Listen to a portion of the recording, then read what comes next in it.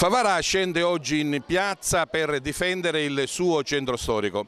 Una manifestazione non contro ma a favore, per alzare il tiro, per far rimanere accesi i riflettori su quella che è una condizione disastrosa venuta a galla il 23 gennaio del 2010 con la tragedia di Via del Carmine, dove per il crollo della loro abitazione morirono le sorelline Bellavia. A capo della manifestazione il sindaco Rosario Manganella. Generalmente si manifesta contro, questa invece è una manifestazione a favore. Come mai? Sì, perché credo che bisogna cambiare i luoghi già dati per scontati, quello sempre di protestare contro qualcuno o contro qualche cosa.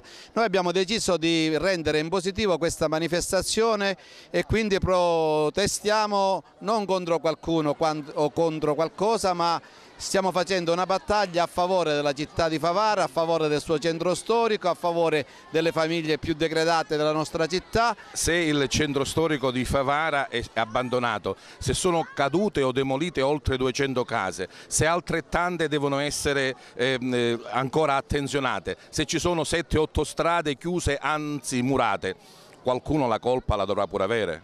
Beh sì, ci sono delle responsabilità, ci sono anche delle responsabilità politiche, amministrative, nel senso che il Comune di Favara non ha avuto mai un piano particolareggiato, ad esempio, del centro storico, cosa importantissima per determinare lo sviluppo di questa zona. L'onorevole Nino Bosco del PDL, onorevole proprio di Favara, aveva tentato di portare avanti una legge speciale per il centro storico di Favara, che sembra si sia impantanata. Sì, però abbiamo recuperato la vicenda proprio la scorsa settimana con il coinvolgimento dell'intera conferenza dei capigruppo. È stato preso da tutti i partiti l'impegno a inserire e votare un emendamento che darà a Favara 3 milioni di euro per il suo centro storico e nello specifico sarà un fondo unico che verrà gestito dall'Istituto Autonomo Case Popolari e servirà ad acquistare delle case sfitte all'interno della città di Favara, ce ne sono tantissime, in modo tale da portare lì chi è già stato sfollato, chi dovrà essere sfollato. Giovanni Panepinto partecipa alla manifestazione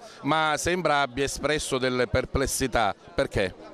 Oggi sentire parlare di acquistare immobili da destinare per l'affitto, da dare agli sfollati del centro storico di Favara è una soluzione a un piccolo problema, perché il tema è cosa fare dell'anima di Favara, che è il centro storico, come progettarlo, che chi coinvolgiamo di privati, quanti soldi servono, altrimenti il rischio è di vivere una permanente emergenza. Bisogna avere un'idea precisa, puntuale, non sono in polemica con nessuno perché la storia del centro storico è molto complessa, ma oggi se non si arriva ad avere un'idea chiara si rischia di vivere nell'emergenza, di non dare soluzione al problema e paradossalmente passa il tempo, crolleranno ancora edifici, aumenteranno i costi per la demolizione e rimozione senza che si sappia esattamente che destinazione dare a questa parte importante e essenziale della città di Favara.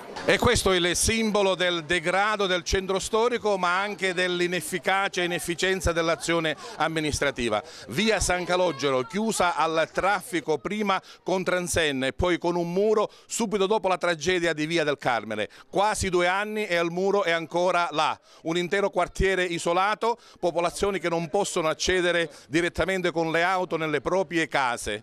Questo è il centro storico di Favara.